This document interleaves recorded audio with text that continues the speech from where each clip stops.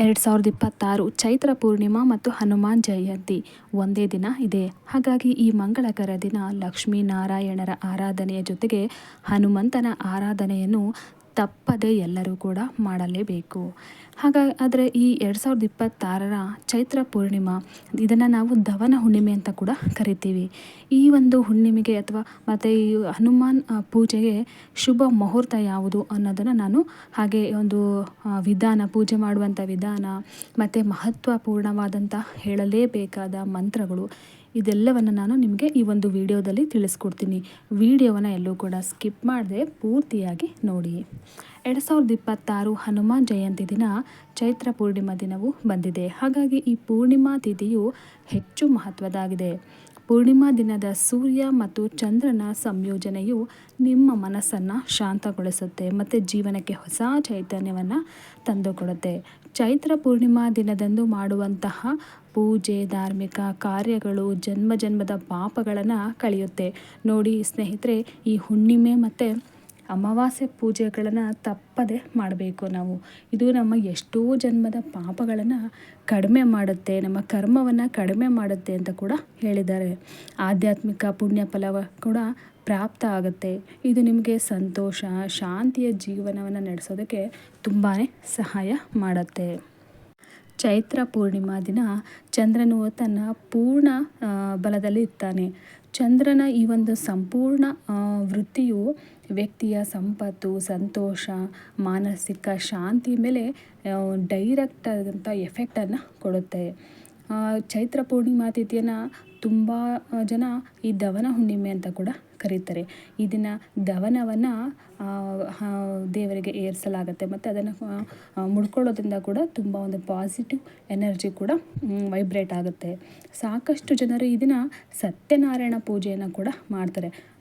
ಗೊತ್ತಿರೋ ಹಾಗೆ ಹುಣ್ಣಿಮೆ ದಿನ ಸತ್ಯನಾರಾಯಣ ಪೂಜೆಯನ್ನು ಮಾಡ್ತಾರೆ. ಈ 2026 ಚೈತ್ರ ಪೂರ್ಣಿಮೆಗೆ ಸಂಬಂಧಿಸಿದಂಥ ಕೆಲವು ವಿಚಾರಗಳನ್ನ ನಿಮಗೆ ಹೇಳೋದಕ್ಕೆ ಇಷ್ಟಪಡ್ತೀನಿ. ಮೊದಲನೇದಾಗಿ ಚೈತ್ರ ಪೂರ್ಣಿಮಾ ಶುಭ ಮುಹೂರ್ತ ಏಪ್ರಿಲ್ 2 ಅಂದರೆ ಗುರುವಾರ. 2026 ಏಪ್ರಿಲ್ 2 ಗುರುವಾರದ ದಿನ ಈ ಒಂದು ಹುಣ್ಣಿಮೆಯನ್ನು ನಾವು ಆಚರಣೆ ಮಾಡ್ತಾ ಇದ್ದೀವಿ. ಪೂರ್ಣಿಮಾ ತಿಥಿ ಆರಂಭವಾಗುವುದು ಏಪ್ರಿಲ್ 1 ಬುಧವಾರ ಬೆಳಗ್ಗೆ 7:06 ಏಪ್ರಿಲ್ ಸ್ಟಾರ್ಟ್ ಆಗುತ್ತೆ. ಏಪ್ರಿಲ್ 2 ಮುಕ್ತಾಯ ಆಗೋದು ಏಪ್ರಿಲ್ 2 ಗುರುವಾರ ಬೆಳಗ್ಗೆ 7:41 ಈ ಒಂದು ಪೂರ್ಣಿಮಾ ತಿಥಿ ಮುಕ್ತಾಯ ಆಗುತ್ತೆ. ಅಂದರೆ ಗುರುವಾರದ ದಿನ ಬೆಳಗ್ಗೆ 7:45 ಸಮಯಕ್ಕೆ ಈ ಒಂದು ತಿಥಿ ಮುಕ್ತಾಯ ಆಗುತ್ತೆ.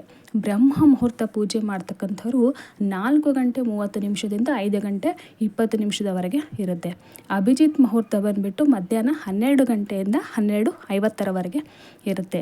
ಅಮೃತ ಕಾಲ ಬೆಳಗ್ಗೆ 11:18 ಮಧ್ಯಾಹ್ನ 12:59 ಇರುತ್ತೆ. ನಿಮ್ಮ ಅನುಕೂಲ ನೋಡಿಕೊಂಡು ನೀವು ಬ್ರಹ್ಮ ಮುಹೂರ್ತ ಅಥವಾ ಈ ಒಂದು ಅಭಿಜಿತ್ ಮುಹೂರ್ತ ಮತ್ತು ಅಮೃತ ಕಾಲದಲ್ಲಿ ನೋಡಿಕೊಂಡು ನೀವು ಪೂಜೆಯನ್ನು ನಿಮ್ಮ ಅನುಕೂಲ ತಕ್ಕಾಗಿ ಮಾಡ್ಕೋಬೋದು. ಹಿಂದೂ ಧರ್ಮದಲ್ಲಿ ಚೈತ್ರ ಪೂರ್ಣಿಮಾವನ್ನು ಅತ್ಯಂತ ಪ್ರಮುಖ ದಿನ ಅಂತ ಹೇಳಿದ್ದಾರೆ. ಈ ಹುಣ್ಣಿಮೆ ತಿಥಿ ಪ್ರತಿದಿನವೂ ಕೂಡ ಪ್ರತಿ ತಿಂಗಳು ಕೂಡ ಬರುತ್ತೆ. ಈ ವರ್ಷ ಬಂದಿರುವಂಥ ಚೈತ್ರ ಮಾಸದ ಹುಣ್ಣಿಮೆ ತಿಥಿ ತುಂಬ ವಿಶೇಷ ಅಂತಲೇ ಹೇಳ್ಬೋದು.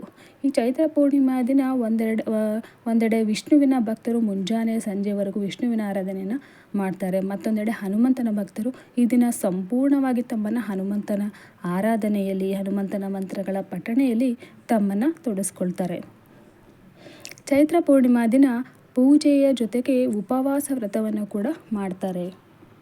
ವಿಷ್ಣುವಿನ ಅವತಾರಗಳಲ್ಲಿ ಒಂದಾದಂಥ ಈ ಸತ್ಯನಾರಾಯಣನ ಗೌರವಕ್ಕಾಗಿ ಮತ್ತು ನಾರಾಯಣನ ಆಶೀರ್ವಾದಕ್ಕಾಗಿ ಸತ್ಯನಾರಾಯಣ ಪೂಜೆಯನ್ನು ಮಾಡ್ತಾರೆ.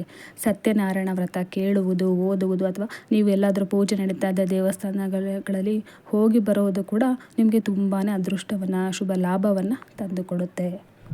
ಈ ಪೂರ್ಣಿಮೆಯ ದಿನ ಚಂದ್ರನ ತಿಳಿಯಾದ ಕಿರಣಗಳಿಗೆ ಭೂಮಿಯ ಮೇಲೆ ನೇರವಾದ ಬೆಳಕು ಬೀಳುತ್ತೆ. ಈ ಸಮಯದಲ್ಲಿ ಚಂದ್ರನಿಗೆ ನೀವು ಅರ್ಘ್ಯವನ್ನು ಅರ್ಪಿಸೋದ್ರ ಮೂಲಕ ಆತನ ಪೂಜೆಯನ್ನು ಮಾಡೋದ್ರಿಂದ ಚಂದ್ರದೇವನ ಆಶೀರ್ವಾದವನ್ನು ನೀವು ಪಡೆದುಕೊಳ್ಳಬಹುದು. ಚಂದ್ರದೇವರನ್ನು ಪೂಜಿಸೋದ್ರ ಜೊತೆಗೆ ಸತ್ಯನಾರಾಯಣ ಕಥೆ ಕೇಳಿ, ಪಠಿಸಿ, ವಿಷ್ಣು ಮಂತ್ರವನ್ನು ಪಠಿಸಿ, ಹನುಮಾನ್ ಮಂತ್ರವನ್ನು ಪಠಿಸಿ, ಗಂಗಾ ಜಲ ಸ್ನಾನವನ್ನು ಮಾಡಿ ನಿಮ್ಮ ಅದೃಷ್ಟದ ಬಾಗಿಲನ್ನು ತೆರೆಸ್ಕೊಳ್ಳಿ ಅಂತ ಹೇಳ್ತೀನಿ. ಹಾಗಾದರೆ ಈ ಪೂಜೆ ಮಾಡ್ತಕ್ಕಂಥ ವಿಧಾನ ಹೇಗೆ ಅನ್ನೋದನ್ನು ಹೇಳ್ತೀನಿ. ಮೊದಲನೇದಾಗಿ ನೀವು ಪೂರ್ಣಿಮೆಯ ದಿನ ಮುಂಜಾನೆ ಬೇಗನೆ ಎದ್ಬಿಟ್ಟು ಗಂಗಾ ಸ್ನಾನ ಅಥವಾ ಮನೆಯಲ್ಲಿ ನೀವು ಸ್ನಾನವನ್ನು ಮಾಡಿಕೊಂಡು, ಮನೆಯಲ್ಲಿ ಸ್ನಾನ ಮಾಡೋದ್ರೆ ನೀವು ಗಂಗಾ ಜಲವನ್ನು ಬೆರೆಸ್ಕೊಂಡು ಕೂಡ ಸ್ನಾನವನ್ನು ಮಾಡಬಹುದು. ನಂತರ ಈ ಪವಿತ್ರ ದಿನ ನೀವು ಮುಂಜಾನೆ ಸೂರ್ಯ ದೇವನಿಗೆ ಮತ್ತು ರಾತ್ರಿ ಸಮಯದಲ್ಲಿ ಚಂದ್ರನಿಗೆ ಅರ್ಘ್ಯವನ್ನು ತಪ್ಪಿಸದೆ ಕೊಡಬೇಕಾಗತ್ತೆ. ಈ ಶುಭ ದಿನ ಭಕ್ತರು ಭಗವಂತನನ್ನು ಪ್ರಾರ್ಥಿಸ್ತಾರೆ. ಸತ್ಯನಾರಾಯಣ ಪೂಜೆಯನ್ನು ವ್ರತವನ್ನು ಕೂಡ ಮಾಡ್ತಾರೆ. ನಂತರ ಈ ಪೂರ್ಣಿಮೆಯ ದಿನ ಉಪವಾಸ ವ್ರತವನ್ನು ಕೂಡ ನೀವು ಕೈಗೊಳ್ಳಬಹುದು. ರಾತ್ರಿ ಚಂದ್ರನಿಗೆ ಅರ್ಘ್ಯವನ್ನು ಅರ್ಪಿಸಿದ ನಂತರ ನೀವು ಉಪವಾಸವನ್ನು ತ್ಯಜಿಸಬಹುದು.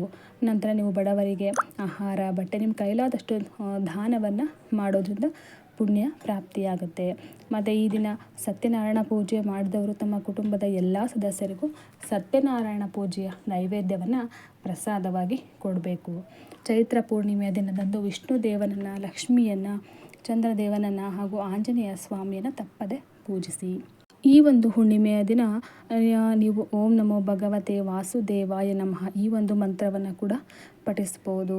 ಅಚ್ಯುತಂ ಕೇಶವಂ ಕೃಷ್ಣ ದಾಮೋದರಂ ರಾಮನಾರಾಯಣಂ ಜಾನಕಿ ವಲ್ಲಭಂ ಈ ಒಂದು ಮಂತ್ರವನ್ನು ನೀವು ಕೂಡ ಪಠಿಸಬಹುದು.